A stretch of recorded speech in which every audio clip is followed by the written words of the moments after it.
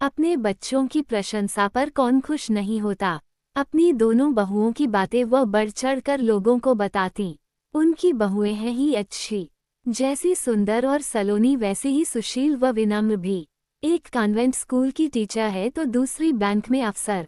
रमा के लिए बच्चे ही उनकी दुनिया है। उन्हें जितनी बार वह देखती मन ही मन बलया लेती। दोनों लड़कों के साथ साथ दोनों बहुओं का भी वह खूब ध्यान रखती। वह बहुओं को इस तरह रखती कि बाहर से आने वाला अनजान व्यक्ति देखे तो पता न चले कि ये लड़कियां हैं या बहुएं हैं। सभी परंपराओं और प्रथाओं से परे घर के सभी दायित्व को वह खुद ही संभालती। बहुओं की सुविधा और आज़ादी में कभी हस्तक्षेप नहीं करती। लड़के तो लड़के, माँ के प्यार और प्रोत्साहन से पराए घर से आए लड़कियों ने भी प्रगति की। माँ का स्नेह, सीख, समझदारी और विश्वास मान्या और उर्मी के आचरण में साफ झलकता।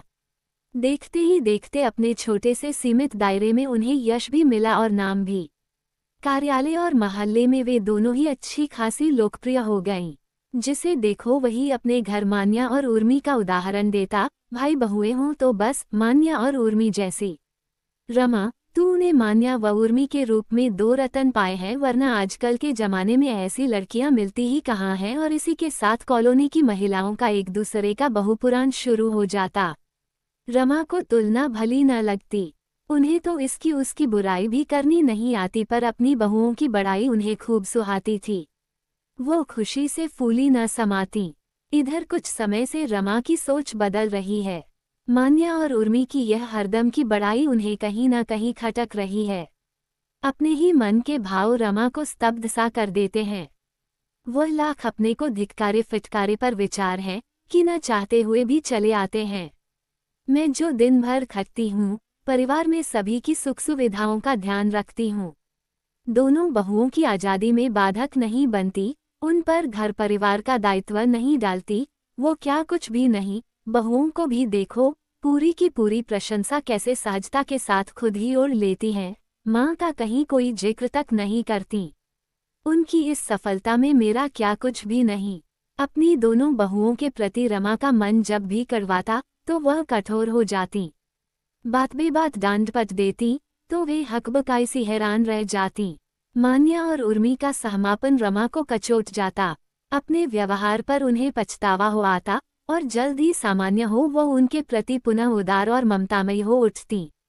मांझी में आए इस बदलाव को देखकर मान्या और उर्मी असमंजस में पड़ जाती, पर काम की व्यस्तता के कारण वे इस समस्या पर विचार नहीं कर पाती थीं। फिर सोचती कि माँ का क्या, पल में तोला पल में माशा। अभी डांट रही हैं तो अभी बहलाना भी शुरू कर देंगी। क्रिसमस का त्योहार आने वाला था। ठंड खूब बढ़ गई थी। उस दिन सुबह रमा से बिस्तर छोड़ते ही नहीं बन रहा था। ऊपर से सिर में तेज दर्द हो रहा था। फिर भी मान्या का ख्याल आते ही रमा हिम्मत कर उठ खड़ी हुई। किसी तरह अपने को घसीटकर रसोई घर में ले गईं और चुपचाप मान्या को दूध व दलिया दिया। रात की बची सब्जी माइक्रोवेव में गरम कर 2 परांठे बनाकर उसका लंच भी पैक कर दिया। माँ का मूड बिगड़ा समझकर मान्या ने बिना किसी नाजनखरे के नाश्ता किया। लंच बॉक्स रख टाटाबाई कहती भागती हुई घर से निकल गई। 9 बजे तक उर्मी भी चली गई। सुयश और सुजय के जाने के बाद अंत में राघव भी चले गए थे। 10 बजे तक घर में सन्नाटा छा जाता है। पीछे एक आंधी अंधड़ छोड़कर सभी चले जाते हैं। कहीं गीला तौलिया पलंग पर पड़ा है तो कहीं गंदे मोजे जमीन पर।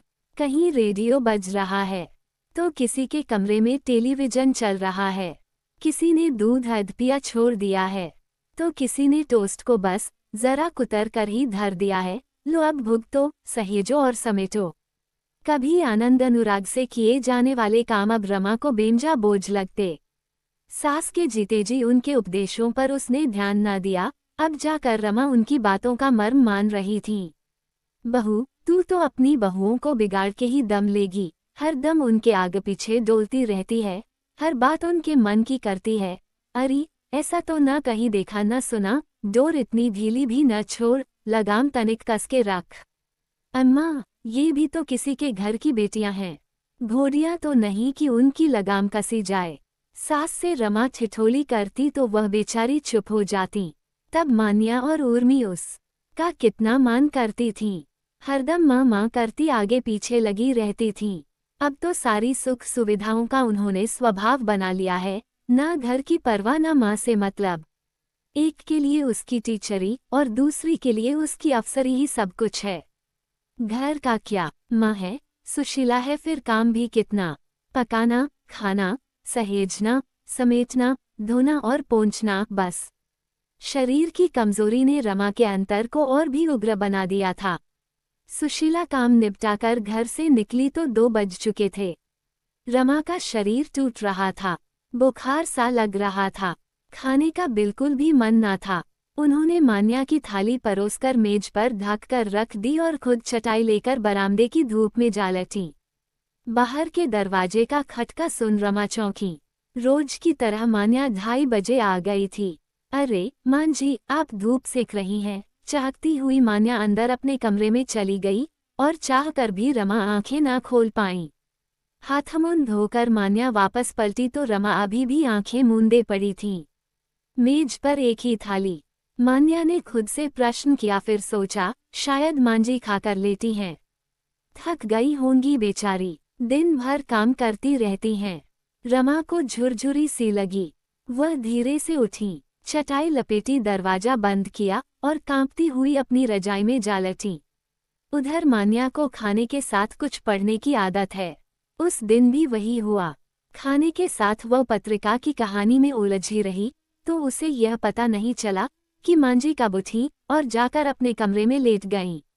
बड़ी देर बाद वह मेज पर से बर्तन समेटकर जब रमा के पास पहुंची तो वह सोच चुकी थी, यह गहरी नींद है, सोने दो, शाम को समझ लूंगी। सोचते सोचते मान्या भी जा लेटी तो झपकी लग गई।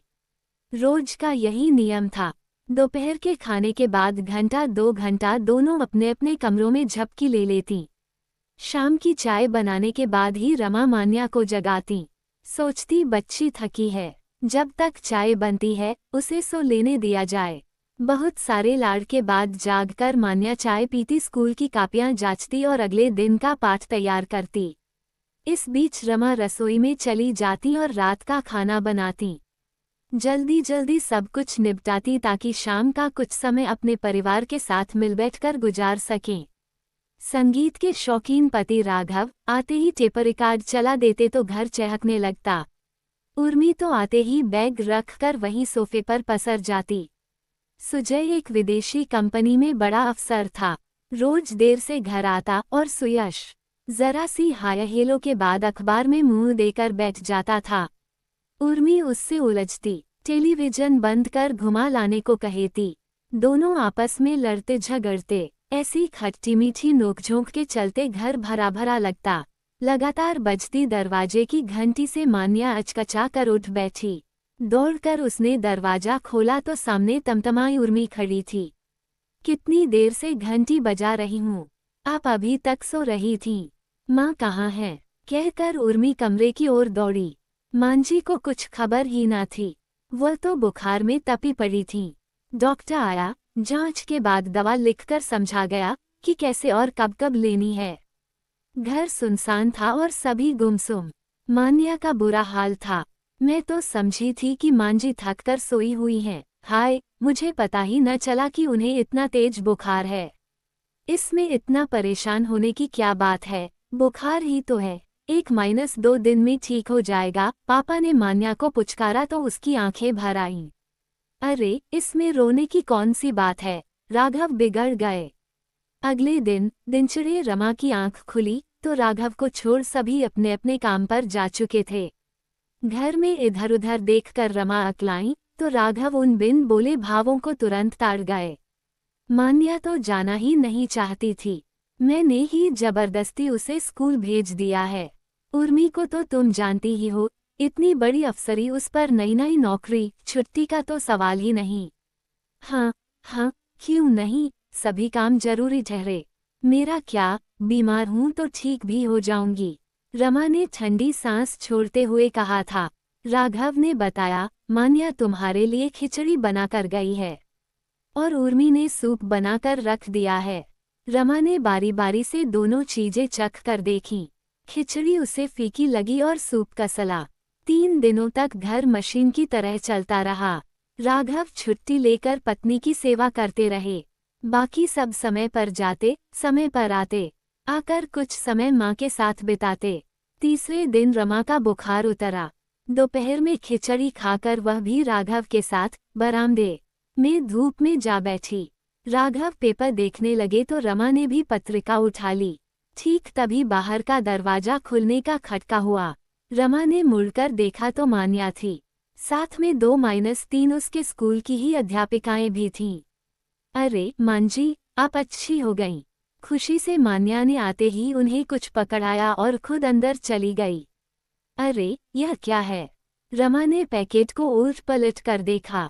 आंटी, मान्या को बेस्ट टीचर का अवार्ड मिला है। क्या इनाम? अपनी मनु को। जी आंटी, छोटा मोटा नहीं, ये रीजनल अवार्ड है। रोमांचित रमा ने झटपट पैकेट खोला। अंदर गोल डब्बी में सोने का मेडल झिलमिला रहा था। प्रमाण पत्र के साथ 10,000 रुपए का चेक भी था। मारे खुशी के रमा की आवाज ही गुम हो गई। आंटी, देखो ना, मान्या ने कोई ट्रीट तक नहीं दी। कहने लगी, पहले माँ को दिखाऊंगी, अब देखो ना कब से अंदर जा छिपी है।